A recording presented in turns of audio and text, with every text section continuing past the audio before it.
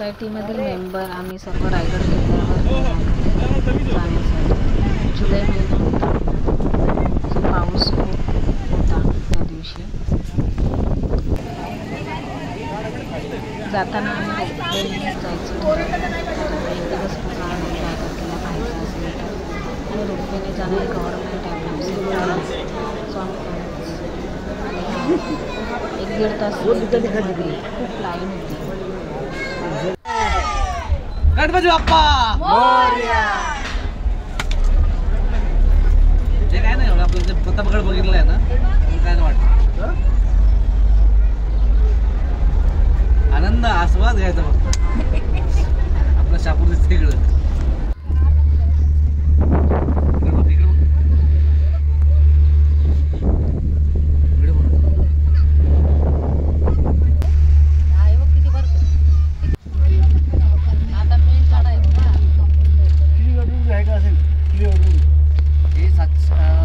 छान एक्सपिरियन्स होता. 1 किलोमीटर पडला आहे.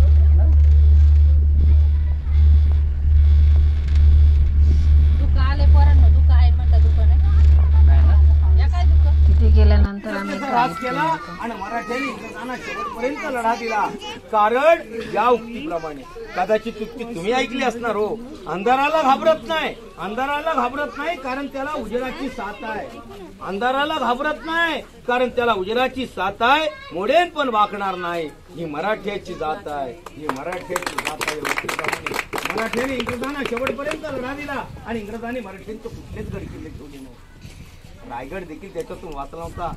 रायगड देखील त्याच्यातून वाचला नव्हता. 10 मे 1818ला इंग्रजांचे 2 अधिकारी कर्नल पार्थर आणि मेजर हॉल यांनी रायगडावर बंबाळणी करून रायगड उद्ध्वस्त केल्यानंतर रायगड इतिहासाच्या नोंदीप्रमाणे 11 दिवस जळत होता.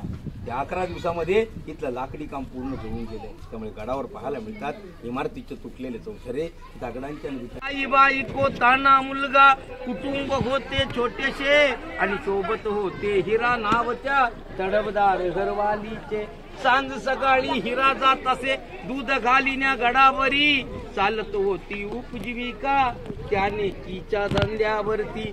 एके दिवशी दूध घालिता गडावर हिरा विसावली, ध्यानी नाही आले तिच्या सांज वेळ कधी टळून गेली. सूर्यदेव मावळतीला जाता होती गडाचे बंद दरवाजे, मनात भ्याली हिरा म्हणाली घरी बाळताने माझे. हात जोडून करी विनमण्या गडकरी खाली जाऊ द्या मला. गडकरी म्हणतात नाही अनुज्ञा आम्हाला शिवरायाची.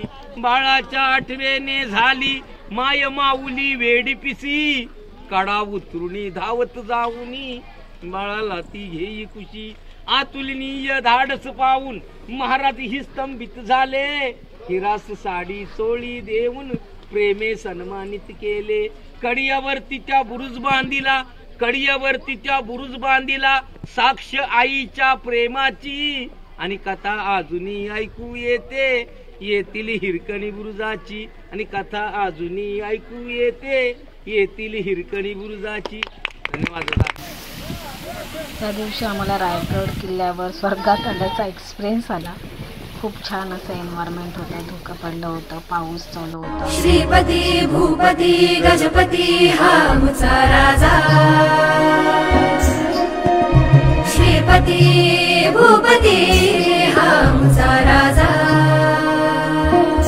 जाणता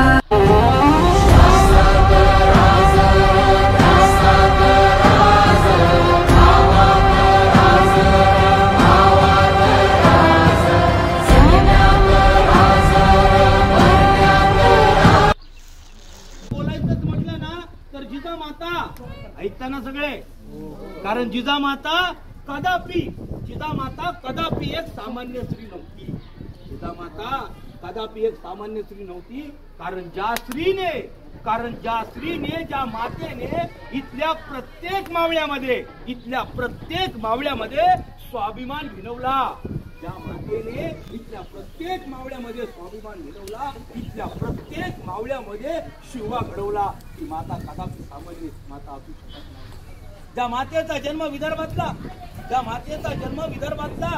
लग्न मराठवाड्याच्या मुलाशी आणि शेवटचा श्वास गेला कुठेतरी कोकणात, जगताची आई जीवन सर्वात माता कदापि सामान्य असू शकत नाही आणि त्या मातेचा माझ्या जन्म इस्लामात खाली सुंदर तुम्हाला सरळ आणि शहरामधून ज्या पवित्र भूतानी पवित्र ठिकाणी त्या मातेला मी मानाचा मुद्रा करतोय की जर का जिजामाता की जर का जिजामाता की जर का जिजामाता जन्माला आला नसतात तुम्ही की जर का जिजामाता जन्माला आला नसतात तुम्ही तर मग ती आम्हाला अंगणामध्ये तुळस आणि जर का जिजामाता जन्माला आला नसतात तुम्ही खूप छान अशी इन्फॉर्मेशन की मग परतीच्या प्रवासात